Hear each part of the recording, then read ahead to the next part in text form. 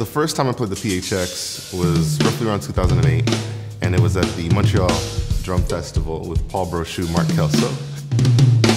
Having a chance to actually play those drums after seeing them for the first time, easy to tune, big sound, really punchy, direct sound, focused sound, and yeah, I just wanted to play really fast.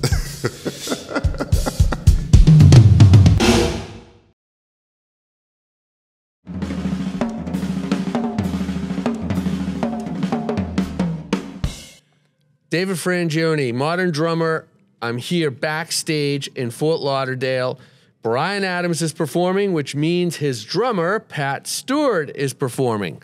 Pat, welcome to the Modern Drummer Podcast, November cover. Congrats. Thank you very much, David. It's an honor, and it's an extra honor and a real pleasure to be here and be doing this with you guys today. Thank you. Thank you. Well, it's exciting because you were with Bryan, right? You hail from Vancouver, right? Bryan's acknowledged hometown. And you got with Bryan, which we're going to cover, and then you went off and played with other artists, and then you're back with Bryan. So let's start at the beginning. How do you find the drums? How does that enter your universe and begin the journey? I wasn't 18 months old like somebody we know, but yeah, around when the Beatles album Sgt. Pepper's dropped, my parents being English, they had Beatles records in the house. So I always say that was kind of ground zero for me. Just the Lucy in the Sky specifically, that drum intro going into the chorus. I was 5 when that record came out. That's June of '67 when Sgt. Pepper came out. So this is after the British invasion of the Beatles playing Ed Sullivan. This is a little after that. Then you discover it on the record. Yeah, and I didn't get to see the Ed Sullivan show. I hope my parents did, but they had the records, and yeah, I was a fresh 5-year-old in June of '67. So you know, that was the first thing. There was like music in the house, and sometime after that, I don't know what I was doing that prompted my parents to think, we need to get him a snare drum. So we had a snare drum. It was this funny little model. It was about 12-inch size, and it was just one head with a snare that came up around the bottom head. So it was probably a real inexpensive way for a company to make a drum. But you're very young at this point. I was 5. You're 5. So yeah, and my dad's friend used to come over, and I don't know, they would go in the office and talk biz. I don't know what they did, but he would always, when he would come by, he would sit down, and he obviously knew how to play because he would sit with brushes and. Besides the meeting with your dad, he would play the snare drum. But before going in there, before going to the office. And we never found out what he was doing in the meeting? I never did, no. Okay. I think this guy was like an insurance salesman dude, so maybe, you know, I don't know how my dad knew him. But he played a little. This guy could play that brushes. Inspires you a little, right? Because you see somebody playing. And I'm sure my family, like that was just all of us who was like, what's this exotic thing in our living room? This guy doing this sound, you know? But that all helped. That helped it for me, you know? And when do you graduate to a kit? A few years later, about a year after that, I started taking lessons when I was in the 2nd grade. Okay. And did that for about a year, and this guy, I would go to his house and we would work on a pad with a Sam Milano book. Okay. And then we would go on to, he had all these drum kits in his basement.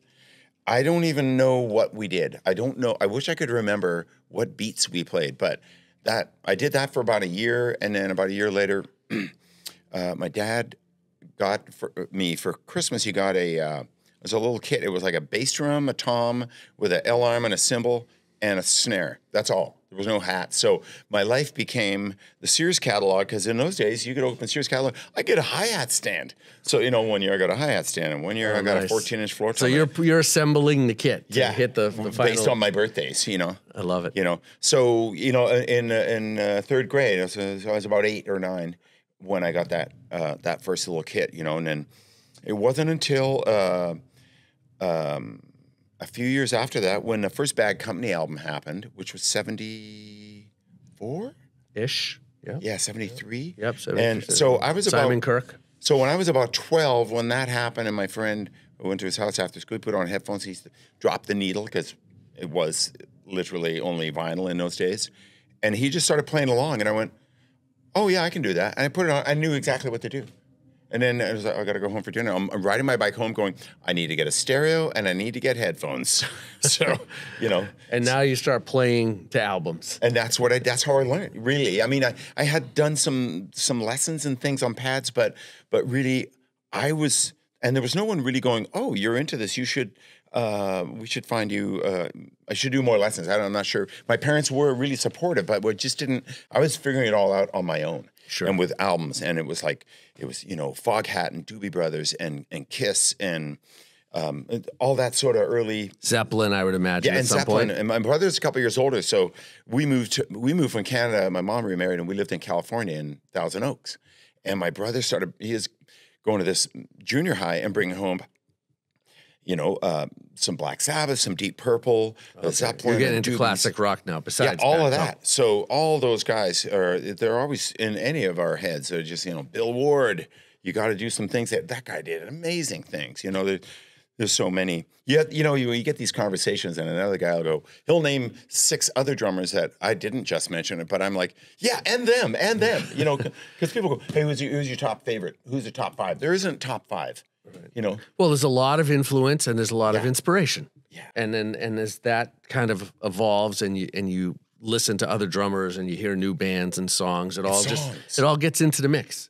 So now you're in LA, and how do you end up back in Vancouver playing the scene and meeting Bryan? How does that evolve? I ended up my dad was in Canada, and so my brother had gone up a couple years earlier, and I ended up there. I just ended up back up in Canada. So, and living in some small towns on Vancouver Island, not Victoria, which is the big town that people would know, big city. But, and again, I was just doing it all on my own, and I started getting into band and taking all the music programs I could in school, because I realized that was my forte, not so much the sciences and that.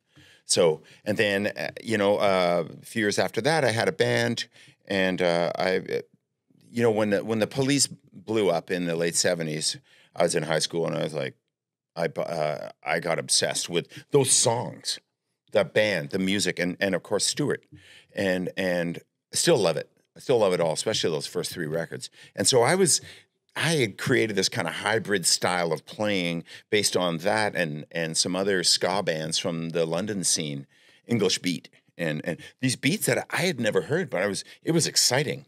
And you're on the scene now in Vancouver, kind of seeking that out and practicing it and getting really inspired. We had a band, and we were writing our own songs or doing covers of, you know, we did The Lonely Bowl by Herb Alpert in a just slow, dirgy reggae thing. And we were just having fun doing our own thing. And it wasn't really a big original music scene in Vancouver. So it didn't occur to me to, in the time off, maybe teach or do other gig, join other bands or whatever. We just did our one band, and you worked as often as you could, you know. And so, and Bryan at the time, this is 1984, they were looking for a drummer because they would make their records with Mickey Curry, but he was tied up. He played with Hall & Oates. So they would make these records, and then they would find a drummer. So they heard about our band. They came down and heard it, and our guitar player, Keith Scott, was the guy that kind of pointed out. So the story goes, I think Bryan, whatever. Keith was the guy that sort of said, although these guys are playing this kind of beat, they're playing ska beats, the guy has something interesting to offer over all these other drummers that they checked out that were playing top 40, mainstream. And then Bryan brings you into audition? Yeah, we got together, and I gave them my number. I said, man, because I just thought, man, if you meet somebody the pro caliber, I want to play with anybody. I want to play with people that are older, that are more experienced, and learn more. Right. So, and Bryan was successful at this point. Things were starting to happen. Yeah. 84. They had just finished their Cuts Like a Knife tour, and they toured with Journey for months. So things were happening in America. He was already a couple of years deep in Canada, and we got together. We jammed a couple times, and then he handed me a stack of cassettes, and he said, "Here, learn a bunch of these songs," you know. And we jammed a bit, and then one day he said, "Hey, we're going to go into Little Mountain Studios on the weekend," And fortunately, my band wasn't working. I had nothing going on. So we went in, and Bob Clearmountain came to town, and we went in, and we cut 4 songs for the. And I think people might have heard of some of these songs. Wink, wink. Yeah, What are the songs? Yeah, we did Summer '69. We did One Night Love Affair. Kids Wanna Rock. All hits. Yep. And anthems, actually. Yeah, yeah, and so we did all that. And I'll tell you the one thing. Did you know '69 was going to be a hit when you played it? Did it feel like this song is just awesome? The whole thing was so overwhelming to me. It was, my mind was just daily being blown. Like I don't recall thinking that. Okay. I just remember going, just the whole experience. Oh, hey, we're going to play that song I played on, or hey, my song's on the radio, or hey, there's that video. Well, not just your song; it's the opening of the song is a snare hit. Yeah. I had a friend who introduced me to somebody once ago. Oh, this is Pat. You might know him from this. So that was. Do you remember what kit you used to record Summer '69? Well, it was a Ludwig, and it was a rental because they would always just rent. There was a drum shop. Ray Ayott's Drums Only was the shop up the hill. Didn't Ayotte have their own drums? He started making his own drums. Wasn't that single-headed? Oh, it looks like no, those were another one made by a guy locally as well. They were called Staccato. Oh, okay. But they were modeled after North. Right. North were, I think, American made. Yeah, yeah. They look like the yeah, I think Billy Cobham played tuba. Something similar to that at one point. Alan White played some of those. So back to, 69, you play, Summer 69, you play a Ludwig rented kit. Yeah, we rented a kit. Superphonic snare? Superphonic, Superphonic was the B snare. Bob used to travel in those days, and he would just throw it in the luggage. A Black Beauty. Oh, okay. 6.5 by 14. Oh, okay. That was his thing. That was how you got that sound. Okay, wow. And that's what you played on all those songs? Yeah. Yeah. Hey, everybody. You know, you can buy a signed copy of my cover issue of Modern Drummer over at the Modern Drummer shop. So head on over there right now and check it out. And I hope you enjoy this podcast. See you later. And so what happens after you finish the record? This is Reckless, right? It comes out. It's a huge hit. Yeah, it was a little bit of a creeper at first. I was surprised that Run to You, I remember hearing that song for the first time because we recorded the songs I did. And then a couple months later, it's all done. It's all the artwork's done. We did some photos and all that. Brian goes, hey, come up to my house. So we all go up to his house. He goes, here's the album. And he plays it. And we're in there. And I had never heard Run to You. I was like, this is amazing. That riff, never heard it. And then on what's next? Well, there's other songs in there. I hadn't even heard them. And like She's Only Happy When She's Dancing, Somebody, all these songs, you know. And then on came Summer 6. Oh, there's my song, you know. So you hear the record at Brian's house. Yeah, we made a handful. We made some videos, and then we hit the road in on the Reckless tour. Now is Brian headlining this tour? We did. Yeah, we didn't do any. And the whole time I played, all the years I played with him, we've never been support. No, except for when we played at Live Aid, there was a whole bunch of other bands. Well, Live Aid. We'll get to Live Aid. We can't skip over one of the most iconic concerts in history. Yeah. Okay, so we toured with Tina later on the Reckless tour. So we opened for Tina Turner in Europe. Okay, gotcha. All right, so you were on the Reckless tour.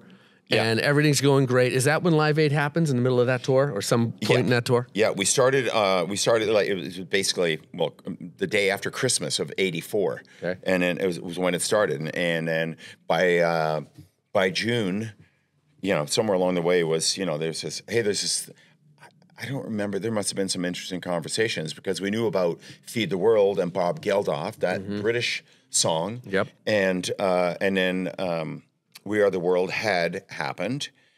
By the time June happened, all I remember was, okay, so tonight after the gig, we're going to do this. And tomorrow we will, we'll drive to Philadelphia. And then the next day we're going to play a set at, we played early, like noon or 1 o'clock. Okay. And then left to go rejoin our tour and play in Cleveland or something, Well, it's a heck of a pit stop. So, oh man. So what's Live Aid like? Just bring us into the frenzy of it. Yeah, well, again, my mind was daily just being blown. Like, we're doing what?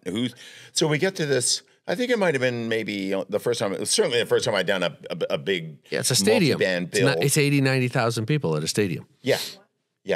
The old JFK, RFK. Yeah, JFK. Yeah, the stadium. And yeah, I wanted to remember see the looking Who up there when I was a little kid. My mom said, "You're going to Philadelphia from Boston?" Oh, no freaking way. Oh. So I never got to the stadium before it changed. But what happens? You get to Live Aid. So we get there early, and you got a trailer, and there's a whole bunch of trailers. By the time I'm walking, I look over, and there's like, I don't know, CSNY, Crosby, Stills and Nash. I'm like, oh, they're here? And I'm just seeing all these trailers with the names on the outside of all these people. It's a who's who. I get to the room and they go, okay, guys, they're like, hey, Pat, in about half an hour, we're gonna need you over at the stage because we got your kit and we got a rental kit. And so they got a big round circular stage.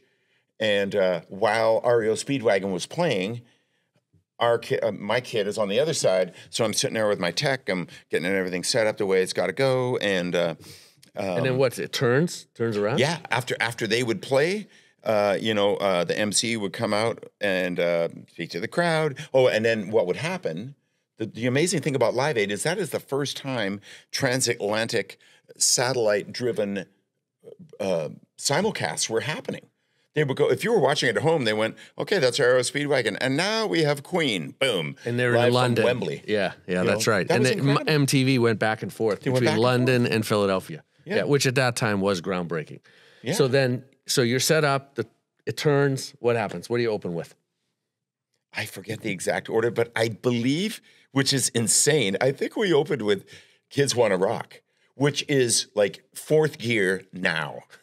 Right, because it's not a long set. You got to go first, second, third to get to fourth, but man, you better get there. Well, it's a short set, right? Because there's so many artists. 25 minutes. Yeah, that's a quick set. It's we did that, and we certainly did Cuts Like a Knife. We did Summer '69. We did Somebody, and then we did the Canadian version of the Tears. It was called Tears Are Not Enough. Was a Canadian We Are the World type event. Oh, okay. And Paul Schaefer joined us from Letterman's band. Yeah, sure. He's The world's Canadian. most He's dangerous sitting on the side band. of the stage, and he knows all the songs and he loves them. And Brian's been on the show a few times, and he's over there and he's just hopping up and down like a little, just excited child, I love it. And then because there was so much, it was kind of a David Foster-y production. Tears Are Not Enough, so it's a big ballad of which Brian has, we do lots of that. And so it's pretty amazing to be playing that song to 90,000 people. And then but there's so much keyboards, we had to have Paul Schaefer as well. Oh, that's exciting. Yeah. Wow. It was really cool. It goes by quick, But right? it was like boom, boom. And we're in a car, boom, heading out to the airport to our Next show. Right. Yeah. Squeezing in Live Aid on a tour. I watched the making of, the Greatest Night in Pop. Yeah, the We Are the World documentary on Netflix. It's incredible. Yeah, it is. I watched that on the plane yesterday. And what I did, first time I never thought about this. What was the closing of the Philadelphia Live Aid? And I saw it on a little clip in that show. And we're like, right. And everybody is up there. Who But you guys were already gone. We were gone. We were, at the time that happened, we were probably in the middle of our show somewhere.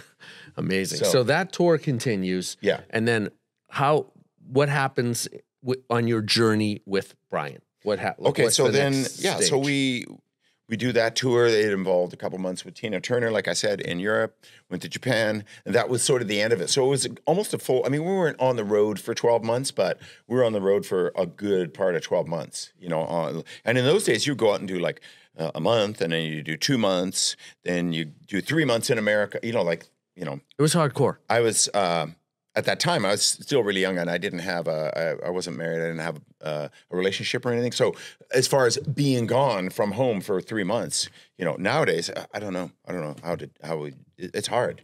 That part of it, that part of this lifestyle. But that's hard. the right place at the right time because you don't have a family, so you can do it, and that was an important part of your career. Yeah, and if you did have a family, you would have had to sacrifice it or not have the gig, right? Or something. I mean, that's what makes it. That's what makes there's it a tough. lot of sacrifices in that department in this world. That's for sure. Well, in the music business, it's sacrifice. Yeah, it really I is. think every business, if you want to be successful, sacrifices an ingredient. I don't think you can get away from it. Just the music business, the sacrifice in some cases is bigger and more difficult, right? Yeah.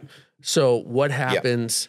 So we wrap that as up, it goes on. and then he's written a whole bunch of more songs with Jim Balance, and we start rehearsing that, and then he put a studio. He made his home. He wired it so that you could just set up a drum kit and set up a bunch of mics anywhere, and specifically Early the drums. home studio. Yeah, it was an old like a 60 or 70-year-old home in a West Vancouver neighborhood, and you know, he had said, "Hey, I'm going to get Mickey to come and do some of these songs too," and I was like, "Well, yeah, of course. I mean, yeah, you know, he's a legend, so and an innovator." And that was what always album sort of is this? in the room. That was always in the mix. What album are we in? So the album after Reckless, which is called Into the Fire. Okay, so So we now went up- this is tracking Into the Fire. Yeah. So we cut. I went up and we worked on, I don't know, half a dozen, 4 to 6 songs. I forget exactly. A couple I remember, and it's just like, okay. And then Mickey came to town, and then they tracked for a little while there, and then you know, I just left my drums up there. That same bass drum that's up there now. That is on the on that stage? record. Oh, amazing! Great And my sound. old Yamaha recording customs, which in those days I really wanted, and I had. I still have that kit. So that was the kit on that album. I think Mickey was Yamaha too. Yeah. Back then. And so the drums and the drum sounds on that record are incredible. We went back and relearned all the songs last year because we did that at the Royal Albert Hall as part of that box set that just came out. Oh, okay. And so I had to go in and there's so many iconic fills. You're like, and there's so many songs, and you know, each night. Anyway, that's a whole other topic. But so he comes in to record, and I check in with Bryan after a week or so. I was like, how's that all going? He goes, it's going great. You should come by and come and see what's going on. And so I go up there, but I kind of had this funny feeling in my gut. I had a gut feeling, you know, about something. And then sure enough, we talked, and he's like, look at, you know, I've always wanted to have Mickey in my band, and now, you know, he's available, because Hall & Oates in 1986, they were sort of on hiatus or quits, who no one knew. And as is the thing in the music industry, a lot of times artists and people, and they don't really talk, or someone gets it. Nowadays, there's like an email from a manager. Yeah, that's done. We're going in another direction. Yeah. That hurts though. Yeah. You want to talk about cuts like a knife, right? No pun intended. Yeah. That's gotta. I mean, you're young, for right? sure. And this is I a was really huge young. gig. You just finished arenas, stadiums, a Live Aid, and you just finished cutting some songs. And he says, "Yes, Mickey Curry, we both acknowledge is a great drummer, great guy." Yeah. And he's got the gig now. Like for me, it's like, oh, you're looking at the truth. There's nothing you can do with that information except process it and make some good choices about. There's a reason that happened, you know. I'll get over it, but at this moment, for a few months, it was just brutal, because it's sort of like someone pulled the rug out. Right, I was not expecting it, and I only had all my whatever eggs I had were all in one basket. Right, I so see. that's how that goes, and it's it's not the first time or the last time that's going to happen in the world, But that was part of my chapter, But at the same time, you picked yourself up. Yeah, well, obviously. his manager Bruce. He goes, hey, Bruce wants you to come by and talk to him after we have this conversation. So I go down and see Bruce, and he's like, yeah, I know. Sorry, man. It sucks. He goes, but he was managing this guy, Jimmy Barnes, from Australia. And I had already, after Reckless, I went and did like a couple of months with him for a while until I got home, and then we started rehearsing for the End of the Fire. So I was like super busy. And I was fortunate. I still had this other pretty cool gig.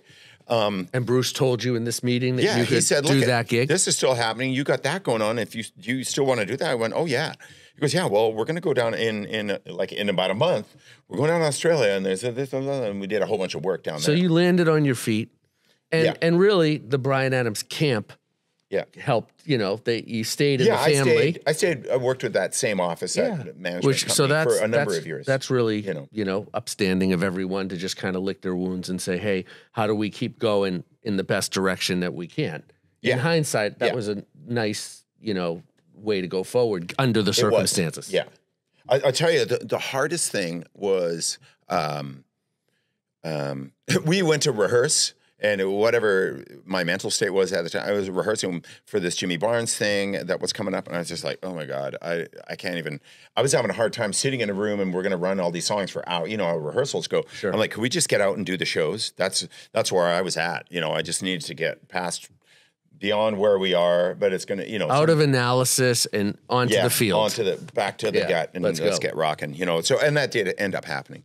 But, so you play with Jimmy Barnes, and your career goes on. Things are going well, and what occurs between then and now? You're back with Bryan. Yeah. How does that period of time, how do you evolve back into where you are today? Because you guys are sounding great and you're back together and.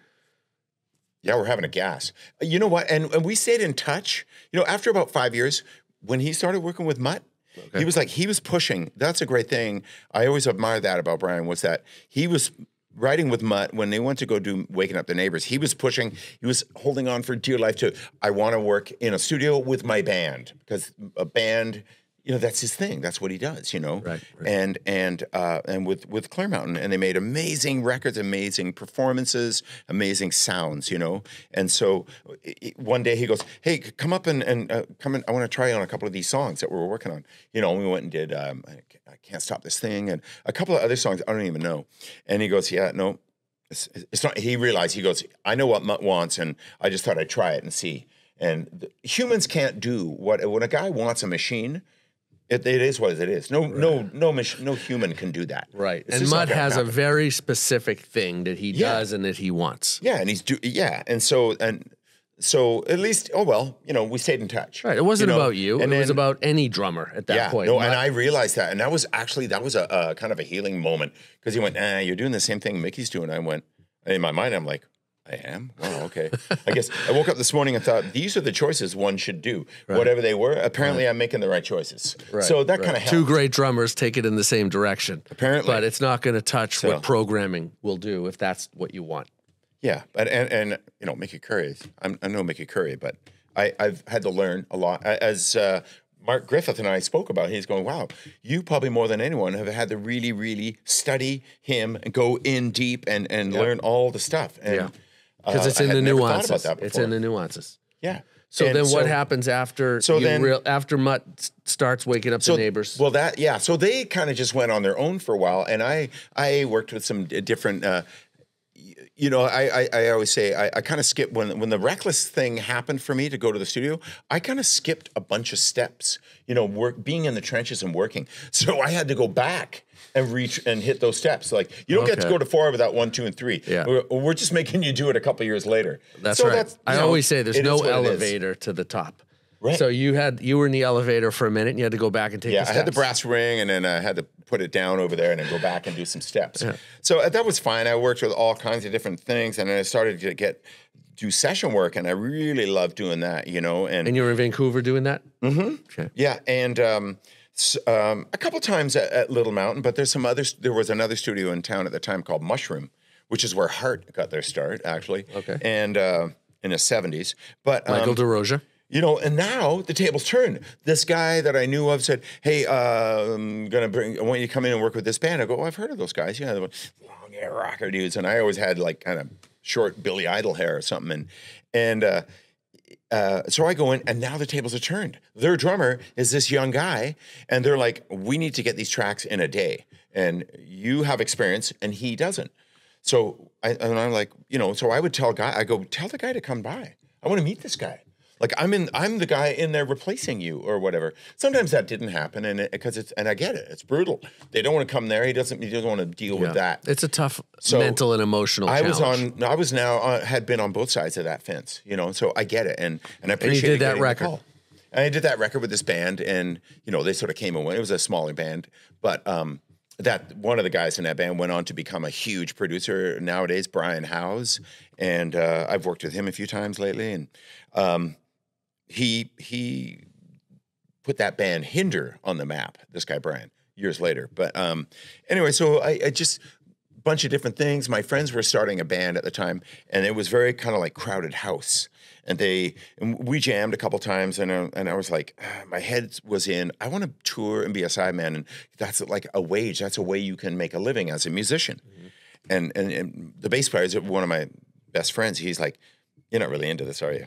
I go, "Well, I am, but I'm not." He goes, "You'd rather be like touring and making a wage." I went, that's where I'm at. You know, I can't see myself stopping and just, you know, and figure out how to make ends meet, and then we're gonna get together in a basement. And meaning just session work is not something you wanted to do all the time. But session work wasn't happening like in Vancouver. It's hit and miss. You know, once every 8 weeks or something, you might get a thing or whatever. It's so you have to be gigging in some form, I whether played it's in all local or kinds of touring. bands. Yeah, I just did everything. Played a lot of blues for a while, and really got into that style and studied a lot of the And guys how from do you? Austin. How does it come full circle and you're back with Bryan? What year does that so start? then these guys, this band, they're called The Odds. They started doing their thing. I went and saw the first gig, and I watched it. I went, my heart broke. I went, oh my God, I made the wrong choice to not join these guys, right? And they used that kit because the drummer the night before did a gig somewhere, and that venue burnt down, and he had no drums. I go, use my drums, man. So this is the Silver Sparkle Ludwig? Yeah, yeah. Oh, wow. On the first bunch of gigs, I said, just use it. I'm not using them. Like I've had them, but I didn't always use them. And so these guys, the Odds, have made 2 records, and in the middle of their 3rd record, my friend calls, he goes, hey, Paul's leaving, so you got to get down here on Monday. Bring everything you own. Click. I'm like, okay, what? Wow. I'm like, because I was at a crossroads. I just done a tour of this sort of Canadian, kind of a legendary band at that time called Doug and the Slugs. And, it was a fun way to spend July and August. And you're touring, you're members. You're doing your thing. Yeah, I'm just So doing my love. thing, doing gigs. And I'm going, okay, I need something. Like, I need something great. And you get the phone call at the right time. Phone call, the best call I could have gotten that I was not expecting. And boom, these guys are in the middle of making a record. They're working with this great engineer, producer. And so I go in, and these guys are already friends of mine. So it's perfect. So I do that. And so we made a couple of records, and then The Odds, and that one album was called Good Weird Feeling, and the next one was called Nest. A lot of great singles on there, and we all Are you touring with them? And we toured. Yeah, we were mainly Canada. America was pretty good to the band in the earlier years before I joined, and then whatever we did some stuff. We toured. The Jim Blossoms were friends of ours. The Bare Naked Ladies were blowing up in America, and they were giving us any dates we wanted. And and then a couple of years later, after that, we sort of imploded because it's bands. There's politics. We had to remove some elements, and so it disbanded. But one of the singers continued on, and he did a solo record. But he and the bass player and I, we just kept working together. Nice. Doing stuff. And then from that, I started working with another Canadian, a pretty big artist at the time, a guy named Matthew Good. And he's the one thing I did, I went, God, this is similar to Bryan, like it's big and it's bombastic, and I'm allowed to be big and bombastic. And he loved The Who. And so anytime there was a moment where it could be kind of like you could Are you a Keith Moon fan? I love it. Okay. Yeah. And so there's always a bit of that in Bryan's music, and there was a bit of that in this guy's music. So I went on to that. Well, and Bryan had an album called Reckless. How much more Keith Moon do you get than that? Right? Yeah, but there's no Keith Moon on that. It's super 80s. But I'm talking about the title. Yeah. Okay. Yeah. So let's go and fast forward to how all of this brings you back to Bryan Adams. Yeah. What year does this come full circle? It came full circle in 2021. Okay, very recently. Okay. Yeah. Since 05, every once if he's working on something, he would give me a call, and I go down to the studio and we'd work on it. We worked on a record called 11. Okay. And that was I think maybe the last record that I was involved in that was really it came out in 08, and anytime he was in town, he would sort of get whoever was around, it was always Keith. So you guys stayed in touch. Yeah. Professionally, musically, you were still in the inner circle, let's say, of playing drums from with around them. that time, from around 03 or something. This other artist I worked with, Colin James, a promoter put a package together in Canada. They love Bryan and they love Colin James. And so they put those 2 acts together, and we were all over the Maritime provinces and into Quebec and Ontario. We did so now you're on tour with Bryan. You're just playing with Colin James. And then who was Bryan's drummer? Well, Bryan, Mickey. So this is Mickey's in the band this whole time now. Yeah. And we're in the early 2000s. Early 2000s. And then Bryan called and so I worked on that record. He goes, you know why I called you? I go, whatever. You wanted the best, you got it, or whatever. Quote, Kiss. I didn't say that, but I said, not really. He goes, well, we did those shows. Remember you were with Colin and we were in Victoria for 2 nights, and I came out and watched you guys, man. And I just dug your energy. I love what was going on. So I forgot about that or something, So let's bring it back. And so we recorded some songs, and Jim Balance played on that record, and so did Mickey Curry. So it's a cool record because all three of us are playing on it. And Jim Valance is on, I think, 3 songs or something on there, which is, he's a heavy drummer. Yeah. He loves Ringo. It was like, oh, I'm sharing a record with those two guys. That's amazing. Yeah. So that's awesome. Every once in a while I get a call, and then there was the odd, hey, are you available to do, his manager would call or somebody would call from the office, and are you available August? They used to take the month of August off, but they had this one corporate one-off on somewhere in Long Island, the Catskills out there. So I'm in. So I went out and did a one-off. And then a year later, we did something at the Canadian Grammys, is called the Junos. Right, sure. And could I come out and do that? Yeah. And for that, we had to piece together, right before we're to play and do this segment, the way that the TV, the network organized it, Sarah McLachlan played, right? Another friend of ours and a great Canadian artist. Sure. And her drummer is this, I don't know who it was, but he's left-handed. So I'm having these phone calls in Vancouver with the production manager. How can we do? Can you play left-handed, kid? I go, and so we figure out. One of the guys figures it out. We get a double pedal, a DW double pedal, but we set it up the other way. So we set it up so it's left-handed, so that this guy plays. Boom! Our guys run out a floor tom and we had a remote hi-hat. So it's like his floor tom. I don't know. We figure it out somehow. We add this left-handed pedal so that somehow I can run out and we go into Summer '69. Okay. So we did that. So because I did a couple of pickup shows, it became. I think for Bryan, it's logical because I'm within his wheelhouse. So yeah. So then I get a call one day and it's like, this is September of 21. So now sessions are happening again. There's no tours. Nobody really, there's little gigs here and there, but I get a call. Am I available and interested to go to do 2-week residency in Las Vegas? I went, yeah, let's go do it. So we went down. So that's when I entered the picture again. Oh, I see. And that's the beginning of where we are to today. Because you guys have been touring nonstop. We sort of haven't really stopped since then. Yeah. Amazing. And how does it feel now when you look back to the Reckless tour and you look at the last 3 years basically of touring? How's it feel? Like it feels from as a viewer of the story, it feels like it's full circle, and it would be an evolution of all you guys have learned, not only together, but on your independent journeys. And now here you are together playing. Yeah. Tell us what it feels like.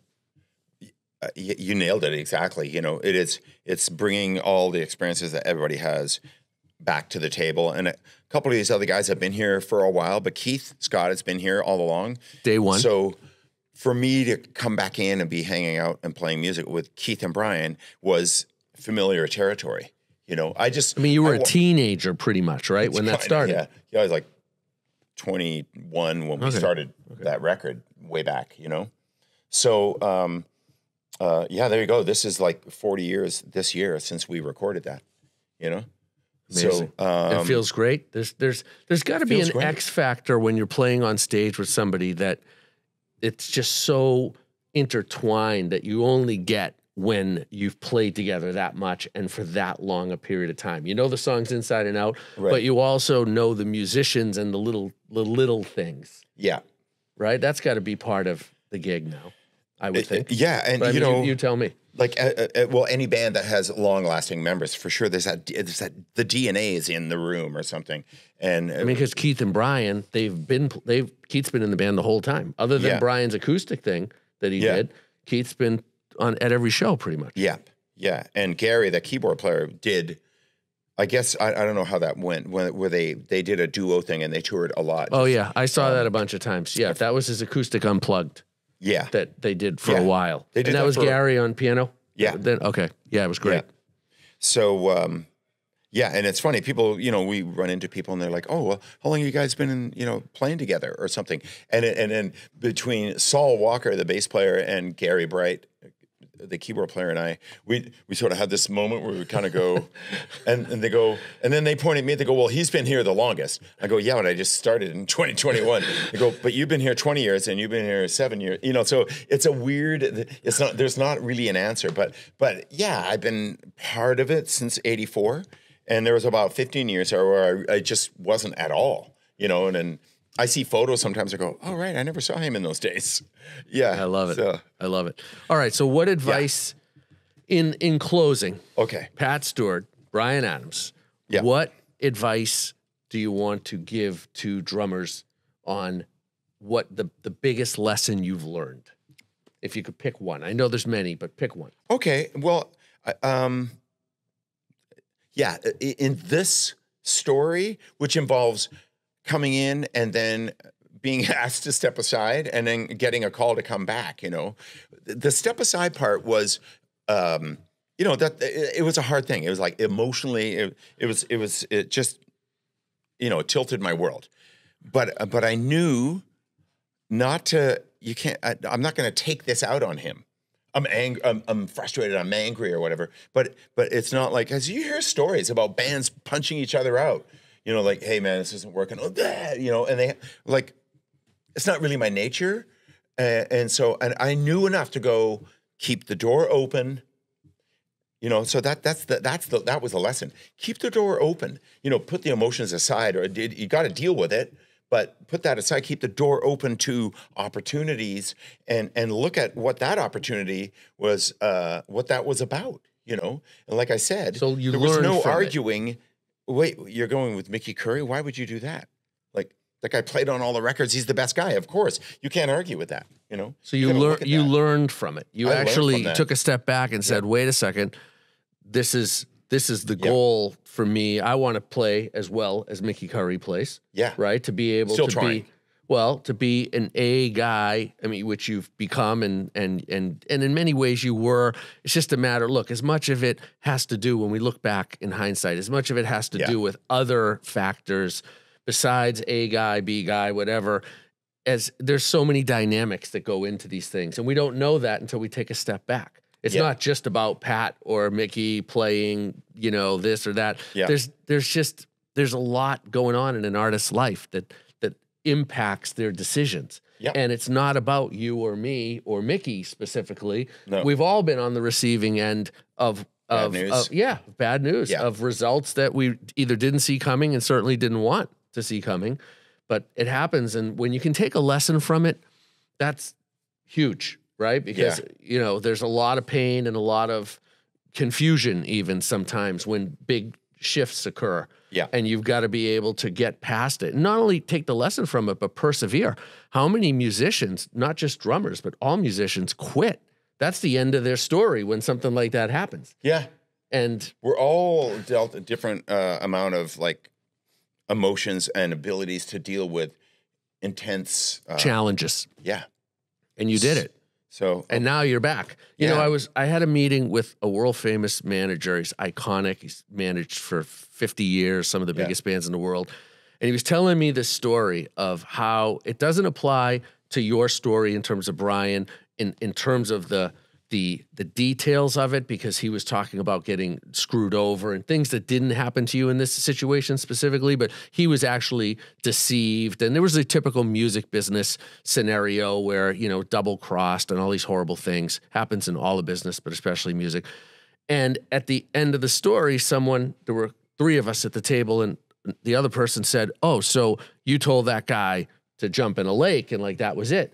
And he paused like the old wise man and said, no situation forces me to burn the bridge. Right. He said, I didn't tell the guy that because I never know when I'm going to have to head back the other way and use that bridge again. Right. So no matter what happens, the bridge doesn't burn. I mean, you want to talk about high vibration. Yeah. You want to talk about staying strong in the midst of the storm, which you did and you have, and he did in that example. But it reminds me of what you're sharing in the energetic of, this is an incredibly challenging situation. I wasn't expecting it, but I'm not going to burn the bridge. Yeah. Yeah, that's perfect.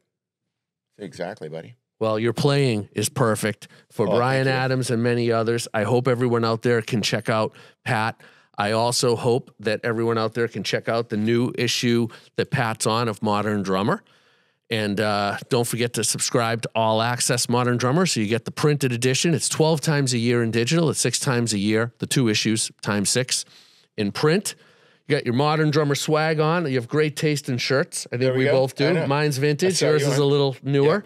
I had one Great back hat. in about 78. I used to have one. 78. You had this shirt. I had the Modern Drummer shirt. So it was a whatever year it old was at that back time. in those days. Since 77. So it was a year old. There you go. Yeah. So I think this shirt might be from then. I don't know. No, it smells Okay. fresh. Okay. Oh, thank Downy you. fresh. Thank you, Carolina. So your hat, your shirt, the Thank you Modern very Drummer much. shop, the Modern Drummer swag, the Modern Drummer issue. Don't forget to subscribe. And very special announcement, we're going to have some of these issues signed by Pat, and they're going to be for sale in the shop. So please check it out, moderndrummer.com.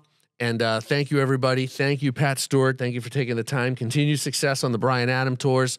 Man, the band's sounding so great, and it's just an awesome show. So I hope everybody can check it out. Modern Drummer Podcast. David Frangioni. Thank you very much. Awesome. Thanks, Modern Drummer. job. Thanks, Dave Frangioni and family.